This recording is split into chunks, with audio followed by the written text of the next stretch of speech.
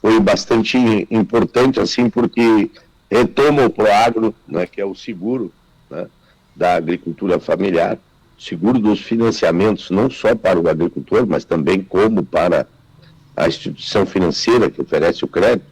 Todos nós sabemos, se não houver um Proagro adequado, o banco não oferece o crédito.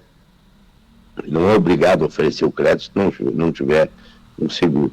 Bom, o Proagro, ele então, nós trabalhamos aí bastante nisso, tivemos a Brasília numa comitiva bem grande, isso há umas 4 semanas atrás, um mês atrás, né? E na sexta-feira, então, passada, né, saiu as novas regras, as mudanças que a gente buscava em relação ao Proagro.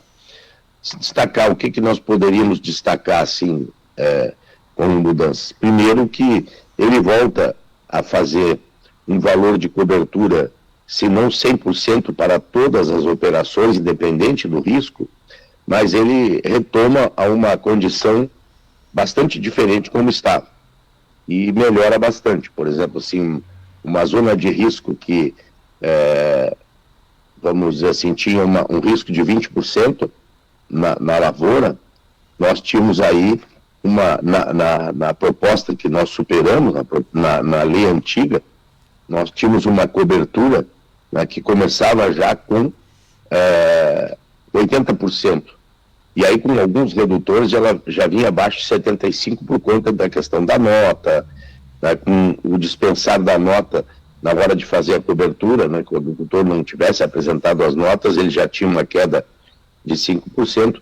Então, nós voltamos a uma condição bastante melhor, aonde que o agricultor que produzir numa ZARC, que a gente chama de uma zona de risco, né, de até 20%, ele terá, né, 100% de cobertura, né? Quem tiver na zona de 30%, então terá 95%, e numa zona de até 40%, 90%. Então, quer dizer, muito diferente do que nós tínhamos. Foi uma evolução bastante grande. Outro ponto positivo, eu considero que é olhar o agricultor de forma individual, e aquele agricultor que, mesmo numa zona de risco, ele fizer pouco uso do programa, ele começa a ter uma premiação lá na hora da alíquota que ele paga, na hora que ele contrai o financiamento, ele tem uma alíquota, né, que ele paga um percentual. Bom, e aqui nós temos então, nessa nova norma, né, uma premiação para aquele agricultor que usa menos o programa e que incentiva, né, a fazer as coisas direito, né, claro que quando tem uma intempérie climática daquelas que não tem jeito, não tem jeito, mas a gente sabe que, né, também, né, existe aquela situação de plantar fora de época, muitos falam, né, que tem um grupo de agricultores que plantam Proagro também. E a gente sabe, né, que o ser humano ele é cheio de, né, tem características de todos os tipos, né, estamos pessoas de todos os jeitos. Então também há um incentivo, né, para esse agricultor que faz o bom uso, eu diria assim, do programa. Então, as regras que nós tivemos, inclusive, algo muito positivo, que nós levamos também,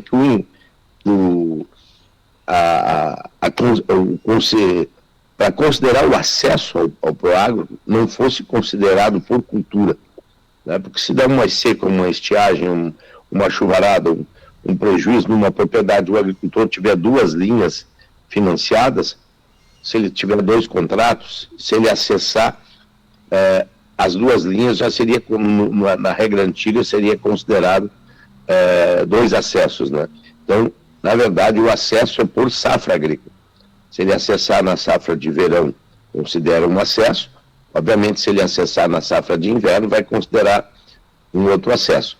E isso facilita, porque facilita justamente aquele agricultor que faz uma agricultura diversificada, né? Uma agricultura, tem situações que o agricultor tem mais de uma cultura financiada, principalmente quem trabalha com hortigranjeiros, quem trabalha com fruta, quem trabalha com grão também.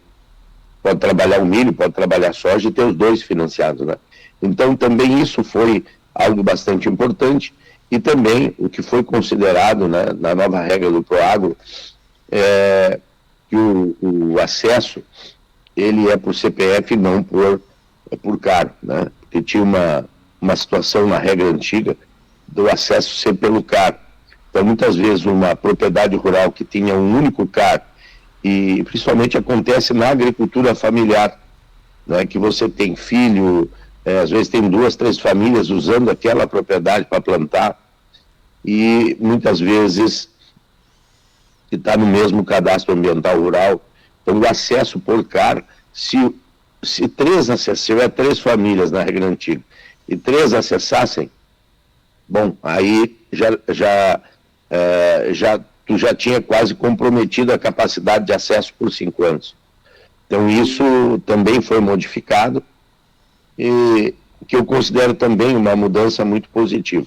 Então, só para dar uma satisfação aqui no Campo em Dia, para quem nos acompanha, de que nós tivemos, eu diria assim, um êxito bastante grande, né, no sentido de que a maioria das medidas que nós propusemos, elas foram aceitas. Talvez a questão da renda, né, que se tinha uma ideia de que se pudesse aumentar, mas essa não houve acordo, ficou nos R$9.000, no máximo de R$9.000, e também, né, uma redução do limite de enquadramento, né, ele acabou acontecendo. Muitos entendem de que essa redução de enquadramento ela não é boa, porque ela vem, o Proagro passa agora a cobrir não mais propostas de financiamento de 270 mil, mas no máximo R$200.000. Então, se você for ao banco fazer um financiamento de até R$200.000, você vai ser enquadrado no Proagro, né? Aí essas regras que eu estou falando aqui serão todas as regras aplicadas para o seguro daquele financiamento. Se for a mais de R$200.000, né, bom, aí já é pelo seguro normal, Então, isso também é uma mudança que essa talvez não tenha sido uma mudança tão adequada, porque baixou, né, o limite de enquadramento. Na verdade, é que o Proagro foi feito para a agricultura familiar.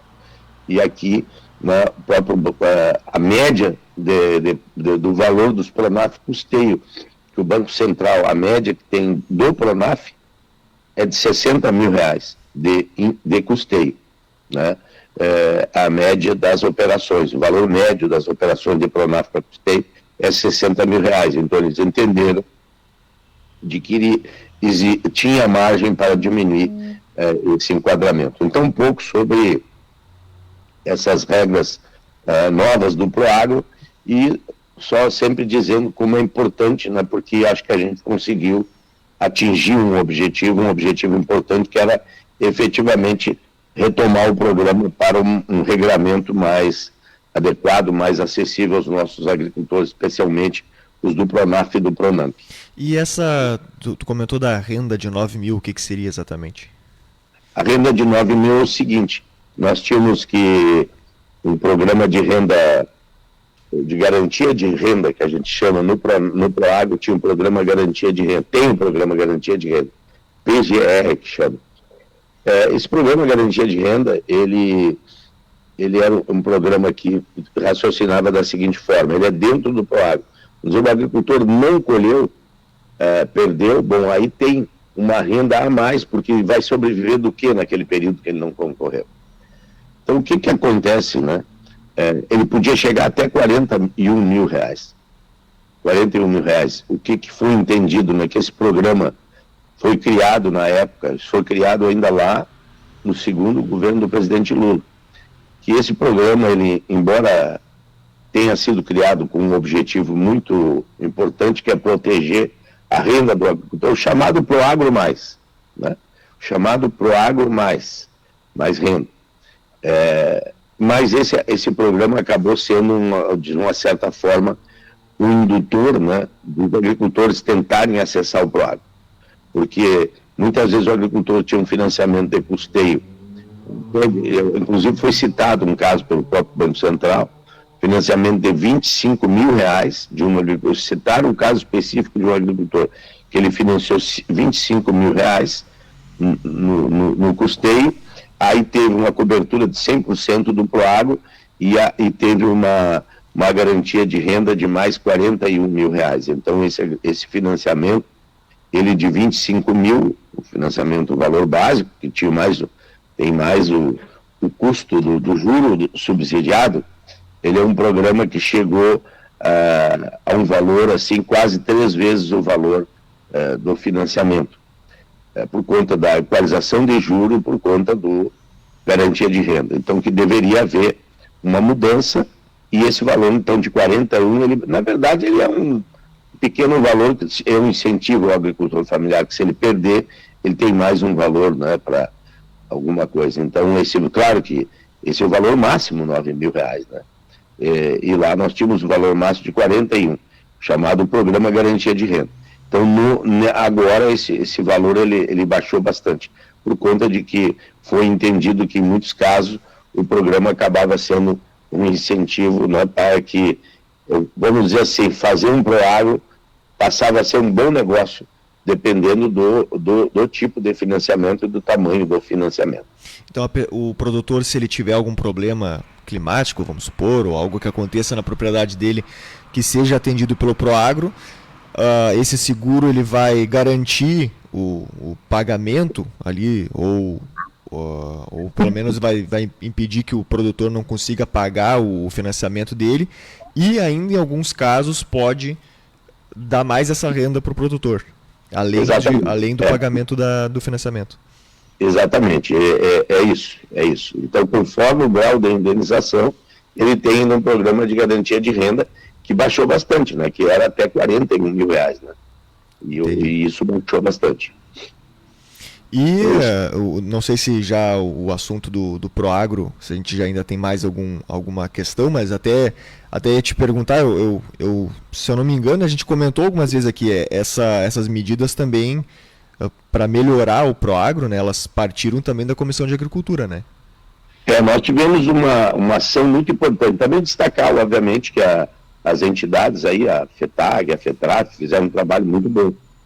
Eu acho que o trabalho deles foi muito qualificado. Eles têm 2 pessoas, né, o Douglas Sense da FETRAF e o Carlton da FETAG, entendem muito, conhecem muito desse ramo aí. E eles foram muito positivos no sentido de participar conosco aquela vez na elaboração desse documento, que nós acabamos levando para Brasília, entre Parlamento Gaúcho. E por que o Rio Grande do Sul, né? O pessoal diz, por que o Rio Grande do Sul tem todo esse interesse? Porque, na verdade, nós usamos a metade do crédito do Pronaf do Brasil para a agricultura familiar, a metade do Brasil é usado só no Rio Grande do Sul. E nós usamos 25% do valor do Proagro. Quer dizer, 1/4 de todo o Proagro brasileiro é usado aqui no Rio Grande do Sul. Veja bem como a agricultura familiar gaúcha é pujante ainda, com toda, eu diria assim, com toda a retração que vem tendo, né? Porque a agricultura familiar vem sendo engolida pela lavoura da soja. Mas com tudo isso, nós temos uma agricultura familiar aqui no Rio Grande do Sul muito forte, muito conectada também com o mercado, né? Uma agricultura familiar onde que tem a conexão com as cooperativas, onde tem a conexão com as agroindústrias de grande porte. A agricultura familiar aqui também, ela é uma agricultura familiar exportadora, né? Produz carne de frango, né? Produz suínos, produz leite, né? Produz o tabaco, obviamente, que não entra diretamente como um produto para esse financiamento, mas o produtor de tabaco, ele faz o problema, porque ele planta outras coisas, além do tabaco, ele planta outras culturas, financia outras culturas. Então, nós temos aí um universo bastante grande. Então, por isso, o interesse nosso aqui no Rio Grande do Sul de tomar frente nessa discussão e de levar, através da Comissão de Agricultura, uma proposta que acabou sendo uma proposta acolhida, eu diria assim, em 90% do que nós levamos, o governo acabou acolhendo. Acho que demos uma contribuição bastante importante.